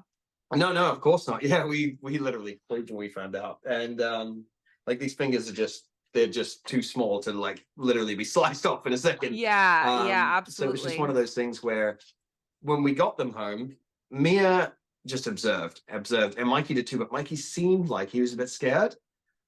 And, you know, out of fear, every time if we walked past and she was too close, he'd like lunge, but he'd never do anything. It was more intimidation. But now I can have Mikey on me and she can just be here, and he'll just literally ignore her like she's not even around, which is amazing. Apart from when she cries, then he starts making a whole bunch of high-pitched noises. Yeah, and that's not fun. Oh my gosh. But they are just totally okay with the baby now. Yeah, they're fine. The absolute worst thing about it is when they randomly just start screaming. We have to cover her ears pretty quickly just because babies are quite sensitive. Do they ever wake her up when she's napping? Yes, they do. Oh no. It's rare though. Like, they scream. I mean, right now, the only reason these guys will scream is if they're sitting at the window and something outside is exciting them or scaring them. You know, there was a tiny, like, a Cessna plane flying over today, and they both just absolutely lost it. You know, just things like that. Even though they've been, you know, flying all this time, when a plane's flying super low and it's like a propeller plane that's making all this crazy sounds, they're like, what is going on? You know, they think they're getting attacked or something. So stuff like that. But they're not terribly loud. I mean, now the winter's always a good month. You know, the summers are a whole lot more hectic. where they just want to be outdoors all day and they're too hot and they're frustrated. And that's a whole lot more of a challenge when it comes to So noise in the as well. winters, So they want to be outdoors more? no, in the summer Oh, they in the want to be out a lot summer. more. So right Yeah. now they're a whole lot more calm. So it's Yeah. it's the perfect time to bring her in because she can grow in somewhat silence, I guess. And Yeah. yeah, it'd be chill. Yeah. Yeah. I wanted to actually ask you because we're talking about, winter. I know that you let them out every single day. So, what temperature would be too cold for them? And when it is winter, are they out for shorter periods of time? Yeah. So basically, if it's we won't go for a fly. For example, we won't leave our house, go to a park or somewhere, and have them flying if it's below about 5 degrees. They probably would and would want to go if it's colder. But for me, I don't want to stand out in the freezing cold. Especially if they're going to be stubborn sitting in a tree. It's one of those things. And obviously, I don't want them sitting in trees at 5 degrees. That kind of thing. Today it was 1 degrees, and Mikey was literally at the window, bobbing his head up and down, wanting to go outside, screaming to go outside. Mia was too. So we just let them both out. They were outside for about 30, 40 minutes, absolutely loving it. Tried to get them in, they didn't want to come in. There was a bit of sun, which was nice. Yeah, but majority of that whole hour, they would just jump running around the fences, preening, enjoying it. It was 1 degrees outside with a little bit of sun. So we let them call it. Sometimes I'll open that door and I'll hold Mikey out and be like, do you want to go out? And he'll just climb straight back up my arm. He's like, nope, screw this. Sometimes he's like, yeah, I've been inside for 2 days, let me out, I need some fresh air. So it's depends on what he wants. Yeah. But if it's below, I mean, if it's in the minuses, there's no way I'm letting them out just for the fact it's just, yeah, not too enjoyable. cold. Yeah, Yeah, and I'd also be worried that like maybe they could get sick. Yeah. Cold. I don't know. Yeah, no, they can. I've heard of a bird who slept in an outdoor aviary and got some sort of hypothermia and literally nearly died. Now, I think that could also be from the bird was very young, maybe 6 months old. And also, if you're used to living indoors and then spending the night outdoors, it's a whole different story. Yeah. I know a guy who leaves his birds outside all year round in the UK. Not something I 100% agree with. We've had back and forth falling outs because of stuff like that. Yeah. But I'm with you on that. Yeah. It could be snowing and these birds are outside, and I'm just like, dude, come on. No, they're tropical birds. Yeah, that's the thing. Like they're used to warm temperatures. Yeah. He's like, they're fine, they're alive, they're happy. I was like, all right. But I mean, yeah, as long as it's above usually 5, these guys are fine. And winds is a big thing. If the winds are above maybe 20 miles an hour, we will rarely have them out. Okay. And do you check like on your weather app, like what the winds are each day? I mean that, or if you go outside and there's a massive gust, I'll check the app and I'll be like, okay, yeah, this is a bit nuts. But they can hold themselves really, really, really well. But if you see wild birds struggling, then it's just like, no, let's why even risk it? I wanted to go back to the wild and the outdoor flying, and we're talking about the temperatures and all these different things. Do you ever get messages that you should just release your birds outside? They should be free, let them go. And I think that on the daily. Yeah, what a lot of people don't realize is that once they've been kept in captivity or raised in captivity, they don't have the skill set to survive in the wild. And that's why, I love what you're saying, that if there was a possible way that that you could take them to the Amazon and they would survive and they would be able to forage and they would able to find places to sleep and protect themselves and flock with other birds, you would do it. But when they're in captivity, if you release them, they're not going to survive, especially in a place that has winters with snow and cold temperatures. Exactly. Yeah. I mean, in this country, they'd try. I think Mia would do quite well. She's a strong, independent woman. She's got a Mia, I love you. She's a fighter. She's so good at what she does. Mikey would literally, even if we took Mikey to the middle of the Amazon, the first sign of a human he would see, he would fly straight there. He'd be like, get me out of this place. I want a nice warm house to sleep in, and I want my food brought to me. they're getting to a point now, like, where they don't even want to forage for stuff. Like, that's how lazy they're going to become if we baby them too much, kind of thing. Like, if we make a foraging activity too hard, like, you see birds like macaws in the wild, you know, there's big kind of green coconuts, like in Thailand. You've probably seen Yeah, them, yeah. yeah, Yeah, like, absolutely. these guys should be able to just rip them open and start eating the inside. Like, I gave Yeah, them one once, and they were like, "No, break it open for me." And it's just one of those things where if they were in the wild, they would just die, not having those kind of skills. Um, exactly. but I'd love to know. I mean, there is ways. I'm sure it is possible, but it's also, is it worth the risk? And even the thing is, even free flight, for example, has risks, and Yeah, everyone's like, "Oh, your bird's going to die one day. Your bird's going to get snatched up. Your bird's going to." And the thing is, we are aware of these risks. There's risks with absolutely everything. Every day we leave the house, we risk. We get in the car, we get in the plane. Like, there's risks with absolutely everything, but that doesn't mean you should not live a life. And like, I've always thought, if it was me, would I enjoy, for example, touch wood, if something terrible happened in 10 years, these guys had 15 years of daily freedom almost and had an absolutely amazing life. And would they prefer that or 80 years in prison in that sense, if we kept them cage bound all day? yeah, Um, but I exactly. mean, that's just kind of my outlook on it. I definitely don't think everyone should free flight, because it's not about the bird more. It's more of a, do you have the time to offer that? Because once you start, I think it's quite cruel to stop. Like, if you Yeah. can't take that bird out every second day, every day, if you don't have the time, because the most annoying thing, once we started free flying Mikey, he had a whole lot more energy that he had to release. Like, something before, he was chill, he was fine, just hanging out on a perch in the house. And then the moment he started flying, he's like, if we didn't fly for a week due to weather, he, like, still now, if we don't fly for a week due to weather, he'll sit at that window just screaming and screaming and screaming. I'm like, oh, why? Oh my gosh. Which wouldn't happen if he didn't Yeah. know what the outside, and he's like, I just need to go stretch my wings, kind of thing. So, you know, Yeah. Well, it's like pros and us. We need to cons. stretch our legs. Like if we're sitting all Yeah, day, then we're like, yeah, I need to totally. go for a walk.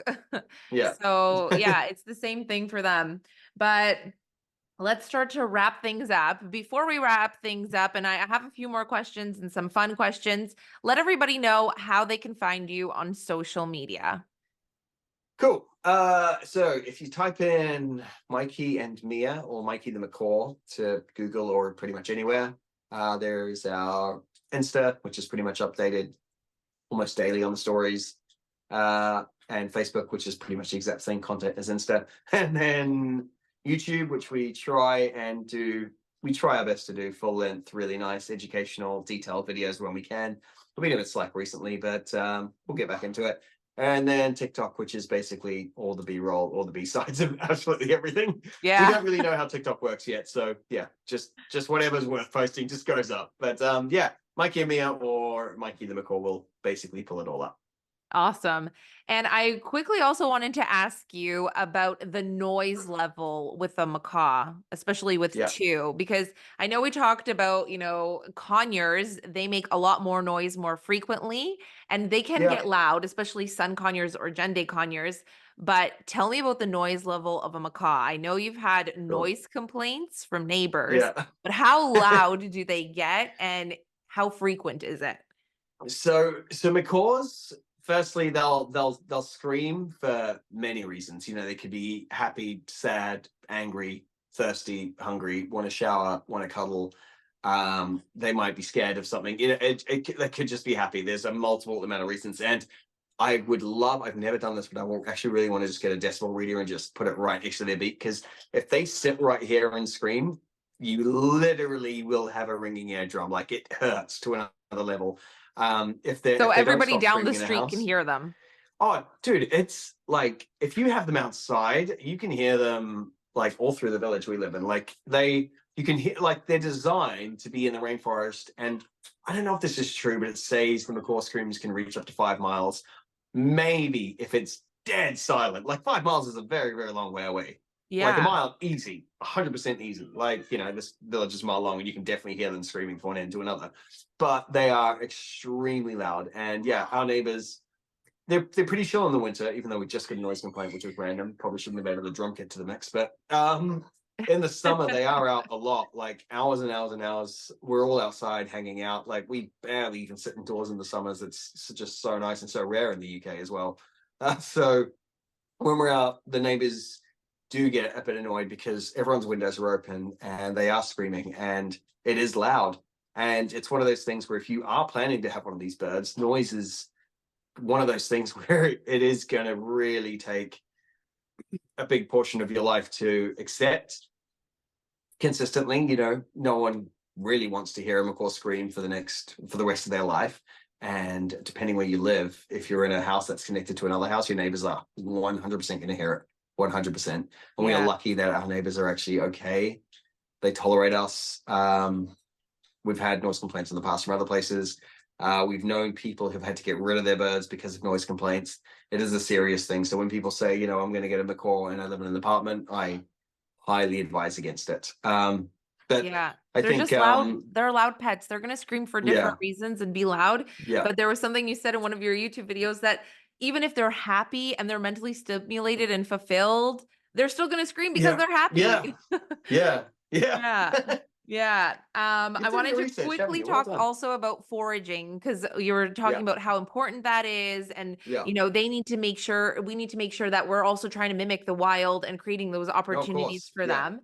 And I wanted to know, what are Mia and Mikey's favorite foods? I know that their favorite treats must be nuts. And how do you feed them differently if they're free flighted? So if you free flight train them, like, are they hungrier? Do they eat more? So our guys, for example, in the morning, they'll have a full chop, maybe, I don't know, 10, 15 different vegetables and a sprouting mix as well, which probably has 10 to 15 different ingredients in it. So a decent, 30 or so different ingredients in their sprouting mix and in their whole overall breakfast. And again, I think with diet, which it's a big thing a lot of people don't focus on, is portion size. Like these guys will maybe get 2 to 3 tablespoons of food per bowl, and that's enough to totally fill them up. I've seen people, and we did this exact same thing. You half fill bowls, you fill bowls with all this crazy stuff and seeds and fruit and pellets, and like it's literally the size of that bowl is probably bigger than the bird's body, and they expect these birds to eat this stuff. And it's weird because I look back at old videos, like some of our early YouTube videos, you see just these bowls filled to the top of food, and I'm like, what were we doing? Like, should these still be online? Are we causing a bad influence? But I'm like, it's fun to look back and see where we've come. So they have their chop in the morning, and then they always have their dry mix in the evening, which is basically a whole bunch of freeze-dried fruit and vegetables, edible flowers, herbs, spices, seeds, that kind of stuff. Yeah, you've got your own dry food mix, right? Yeah. I was looking on the website and I'm like, this is amazing.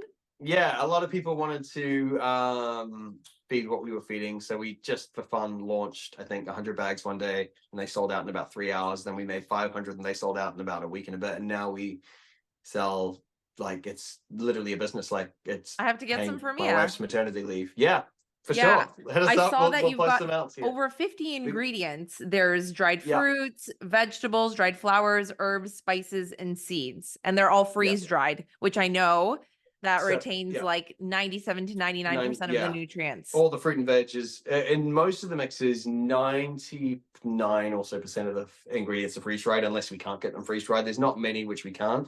But yeah, it's all superfoods. It is another level of being excessive when it comes to bird care. Like, it's basically putting a bird on an athlete's diet of the absolute best you can gonna get. Just with the ingredients alone. Not saying our food's amazing, just it's but yeah, we branched out to seed mixes and sprouting mixes and smoothies, and got a little team, and that's what we're actually doing later at 7 tonight. We've got a couple of employees coming over. We're packing, I think, 100 bags of seeds tonight. So yeah, that'll be fun. Wow. We usually do the night shifts because they're a bit more chill. I also saw that in one of your videos. I know you talked about the portion size, which you give them 3 tablespoons. And a lot of people also struggle with, the chop that they're creating, because they always say that their birds are picking out the things that they like most, their favorite foods. And you mentioned that if you're giving them the portion size that they need for their size and body, they're not going to pick out all of their favorite things. They're going to end up eating it all. And is that what your birds do? Like, these birds aren't, they're not dumb. They're not going to starve and die. So if you feed them, a tablespoon of something and there's 10 ingredients in there and they pick out their favorite 2, they get still going to be very hungry. They're not and if this is the first time you've done this, they're going to scream. They're going to be like, "Where's the rest of my good, stuff that you've used to give me?" And they might have a food strike for a day or two, or they might just scream and look for other stuff. But if it's a consistent thing, they'll eventually learn, oh, nothing else is coming. I think the biggest problem when it comes to food conversion with birds is people. They're like, oh, my bird's screaming. It doesn't want to eat what I'm giving it, so I'm just going to give it a handful of, sunflower seeds or something like that. And I mean, sunflower seeds are great. They are. They're super nutritious. They got loads of vitamin E. But do you want to make that every part of your bird's diet? No. Variety is key. And people like say to us, oh, do you feed this, and do you feed this, and do you feed this? Like, we have nothing against a whole bunch of foods. We'll offer a massive variety of absolutely anything and everything, just so they do have that variety. And when we first started doing this, like when we first started feeding these guys, it was majority just chop. That's it. Chop in the morning, chop in the evening. And that was for years. And then we switched on to pellets for about, I think, 13 or 14 months. And then straight back to raw. Because when we were on pellets, and I don't want to say pellets are bad, but we just noticed a couple of things we didn't like about the birds. Their poos smelled a whole lot worse. They were a lot bigger. I think that's just based on, it's a bit more processed. So your body's getting rid of the stuff instead of storing it. And Mikey's wings started thinning out like crazy. I don't want to completely say that is related to this, but it happened about 6 months after, and that was the only thing we'd actually changed in his life. Like, we didn't move anywhere or anything like that. And 2 wing feathers on each side, just like the barbules weren't sticking together. And then after a year of being back on a raw whole food diet, he was back to normal. So I mean, I'm not going to be like, this is why this happened, but but back to answer your original question, with the nuts, all of our nuts are only given when training. So there's a whole variety of nuts we give. Pretty much every nut, apart from, we don't feed peanuts, we don't feed monkey nuts, but pretty much everything else, shelled or unshelled. And the size of the nut is a big thing. So for macaws, I mean, the treat sizes will probably be maybe around the size of a pine nut, maybe 2 pine nuts together. And we always varied up. Sometimes they'll get half an almond, sometimes they'll get an eighth of an almond. And that depends on what they're doing. It could just be completely random. So, they'll do a big fly, they might get something small, and then they'll do a bigger fly, might get something big, and they might do a hello and get a treat. And it's fun just to keep it random and keep the variety there. And I think we've noticed, since we don't go out to fly as much now, because they can just fly from our house, they don't get as many nuts, which is a bit sad. And that's something we have to keep remembering. Like, we used to fly daily, every single day at a park, and they get a handful of nuts in them throughout that whole training session. And now they just walk around the neighbors' roofs and fences, and then come in and they'll get a walnut, and that's it. And I'm like, okay, remember now. So now we have to kind of remember to do a whole lot more training with them, so they get those healthy fats and stuff like that. But we always, I mean, do they have a favorite when it comes to nuts, honestly, or any type of vegetable, fruit? Like, do they have a favorite? I mean, if I pull a banana out anywhere, Mikey will literally go crazy. That's his thing. That's his come down from a tree. Mia too. My Mia also. She's like, banana, that's crack. That's literally, if he's in a tree and he's refusing to come down, like if he's in a tree now and we're flying, especially since we have a baby, we leave him in the tree, we go home. Like, we don't fly far, like 10 minutes away, and then we'll come home, wait 30 minutes, then go back, hold the banana, and he's straight down. Like, it's because he doesn't want to be left. And that's why he's been left, like I said, we leave him in this once a year or so. He sleeps in the tree, and I'm sure he doesn't have a lot of fun. It's windy, there's crazy sounds, and then there's trucks in the morning and traffic. And he's probably like, this is nothing like my blackout curtain, warm, cozy bedroom. With what am I doing? Why did I choose this? Why did I choose this? So it's just one of those things. But diet wise, treats and training, and it works really well. Positive reinforcement is a huge, amazing technique to use when it comes to training birds. Always reward the good and ignore the bad, as hard as that is. And even now, I think, like, I haven't, like, we still should keep it up, but I haven't rewarded the bird for stepping up in years. But I still should, like, step up, treat. Like, you stood. Like, like, they did it. That's how they learn. Why have we stopped? Absolutely. I wanted to just quickly go over your dry mix because I had also seen that you had a Shelby dry mix and that this was Hmm. carefully developed for problem parrots. So if Yep. somebody is having a bird with heightened behaviors, screaming, biting, plucking, how was this formulated So for the Shelby those dry birds mix, in mind? it's so the big difference. The Mikey Mia dry mix, say, I mean, it's not 100% equal, but say there's 20% seeds, 20% fruit, 20% veg, 20% flowers, 20% herbs, that kind of thing. It was a very really nice even blend, and still our biggest seller to this day. Running 2 years nearly now. And the Shelby Yeah. dry mix is a whole lot more. It's basically a health kick, a whole lot more superfoods. You got bee pollen, you got spirulina powder, you got sauerkraut, freeze dried sauerkraut. There's the only fruit in it, and I think I'm gonna say, oh, I haven't looked at this in about maybe a year and a half, but maybe around 9.5% of the whole mix is fruit. So it's quite low in fruit content, and the only fruit that's in it is blueberries, blackberries, and elderberries. So Okay. stuff that isn't going to completely fill their bodies with sugar and cause them to go absolutely nuts. It's got million flowers, which are insanely good for them. It's got, I mean, even like, it's funny because even when we make that mix, it smells. Okay, I don't want to say. Okay, so when some healthy, really healthy foods, you're like, oh, that doesn't smell as good as the McDonald's cheeseburger. Yeah, Yeah. that kind of thing. It smells healthy, and it's not always a good thing. I'm like, oh, like sometimes I'm like, I don't really like the smell of that, but it actually, it's so healthy in that sense. But the thing is also, because it is quite a health kick blend, it's not as easy to convert a bird onto, because it's a whole bunch of really foreign ingredients and stuff that might look or taste a bit weird to some, but it's a really cool blend, and I love it. Yeah. That's awesome. Because All right. Valentine's is coming up and Mikey and Mia are in love, I wanted to Yep. know if they had a favorite romantic movie, what do you think it would be? They love Rio too. They absolutely love Oh, it. that's Like, I'm so not just saying cute. this. Like, we throw that on, they're invested. Like Mikey, I mean, that's his second favorite thing to watch on TV apart from ping pong. Ping pong's his number one. Like, the moment you Yeah, put I ping pong saw that on, he he's loves literally, ping pong. yeah, Does Mia it's also love nuts. ping Yeah. pong?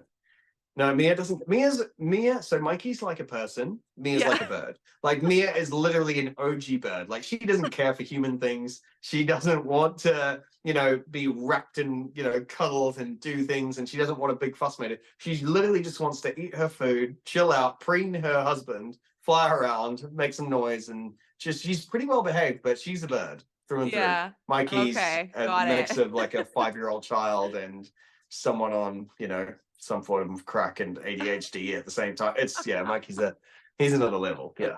He's my spirit animal. Yeah. Okay, if Mikey and Mia could give relationship advice, what do you think their top tip would be for a successful feathered partnership? Always preen each other. In their relationship, Mia very rarely gets preened, and she gets very upset and gives up on Mikey a lot. It's about 80% of the time she's preening him and taking care of him, like his entire body from head to Oh. toe. And he will preen her for about 5 seconds. So she starts preening him, and then he stops. And I just feel so bad for her, because her head's always covered in pin feathers because he just can't be asked doing them. And it's really sad. So the Oh. wife does, yeah, Mummy Human does all Mia's pin feathers, and Mikey never has a pin on his head because Mia's taking care of all of them consistently. And Oh, I feel really bad for her thankfully, in that Mia has sense. Mummy Human. Oh my Yeah, I know. gosh, Yeah. Yeah. Mikey. We need to have a word. Yeah. If your macaws could choose the perfect Valentine's Day gift for each other, what do you think that it would be? Or would Mikey even get her anything at all at this point? If I don't they know. actually put some thought into it, so Mia loves mandarins. Like, it's a new thing we've started giving her. Do you guys call them mandarins? I can't remember. Yeah, mandarins. And I call them mandarins yeah, or yeah, clementines. yeah, I don't yeah. know. It's like all the same but different. Clementines or satsumas. Yeah, I've only recently heard clementine and satsuma. I've called them mandarins my whole life. So yeah. I think, I don't know if they're different fruit, but yes, mandarins. Mikey would get that for Mia, and Mia would get Mikey a ping pong set, 100%, and he'd be over the moon. That's Yeah, so cute. I love done. it.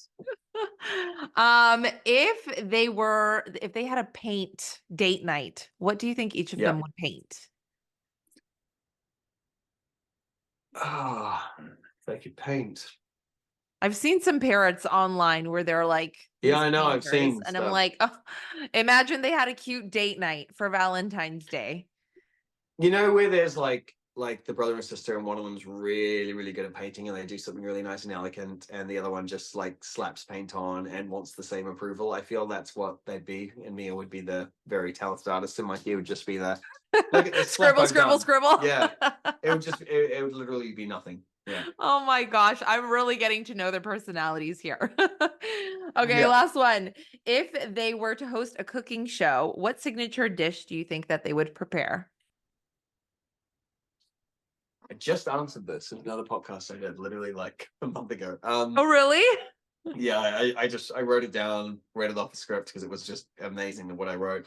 All right, so it was like it was a bed of mashed banana with shaved almonds, with a walnut crumble circling it, with mandarin florets finely sliced, topped off by pine nuts. And I think that every something along parent those in the lines. world would be Yeah. like, I'm making this dish. I Yeah. need to go grocery And- shopping and make this dish. We love making them birthday cakes too, and they're kind of around that, like the watermelon, banana, nuts, fruit kind of thing, and they're quite fun. We've had quite a few birthday parties at this house, and it's just been hectic because they end up just making a massive mess, and it's good fun though, isn't it? Oh We yeah, chose this life, absolutely. which is weird. I sometimes think I'm like, we're sitting here and the house is an absolute dump, and the birds are screaming like crazy, and I just look at mommy, him, and then we're just like, you know what? We literally chose this life. We went out and we chose this, and we spent thousands Yeah. to live like this. So don't And we complain. continue to spend thousands. Yeah. And Crazy. you clean, I think, every day. I saw in your like daily Yeah. routine video. Every day there's cleaning. Yeah, Yeah. it's part of the morning, Yeah. it's part of the evening. You got to keep Yeah. cleaning. Yeah. Every morning, every evening, and the aviary as well. Yeah. Yeah, So the absolutely. whole downstairs and the aviary. Yeah. It's a lot. And then outside, cleaning their poop off the patio. Their poops are They massive. I saw your wife like Yeah. cleaning a poop with a tissue, and it was like her whole Yeah. hand. Yeah. The ones in the aviary, like the morning ones, are absolutely gigantic, and they used to be even bigger. Like they used to like be about that big when they're on a pelleted diet. Like it'd cover a decent circle. Like a Now they're, plate. I mean, yeah, like a mini, like a what's a small plate called? There's a word Small for plate. it. No, is there not a word? Like a tea plate? No, maybe not. A teacup plate? Bigger than that. Like a doesn't matter. Yeah, like a small Yeah. plate. Yeah. Yeah. But they're big. They're Yeah. massive. Really And, big. Yeah, and I but they have gotten smaller, which is good since they are eating better, which is nice. Means their bodies are, I guess, absorbing more goodness and stuff like that, I guess. Yeah. Yeah. Awesome. Awesome.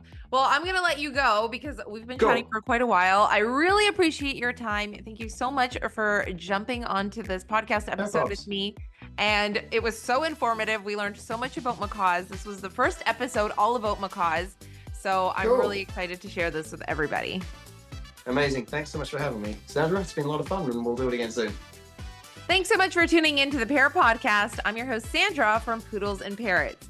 Don't forget to follow and check out Mikey the Macaw on Instagram, YouTube, and all the other social media platforms that they are on to keep up with these gorgeous, beautiful blue and gold macaws, Mikey and Mia, as well as all of the great information that their parents share about bird ownership and what it's like to have macaws, especially if you're thinking about getting a macaw. And if you can, consider adopting, rescuing, or finding one that needs a good home and give that bird a second chance. So I hope that you all enjoyed this episode as much as I did, and I'll see you in the next one. Oh, and one more thing. This podcast is presented solely for educational and entertainment purposes. I'm not a licensed avian vet, behaviorist, or professional expert in parrots. The information provided is not intended as a substitute for professional advice from a qualified avian vet, trainer, or behaviorist. Consult with a specialist for personalized guidance on your specific situation.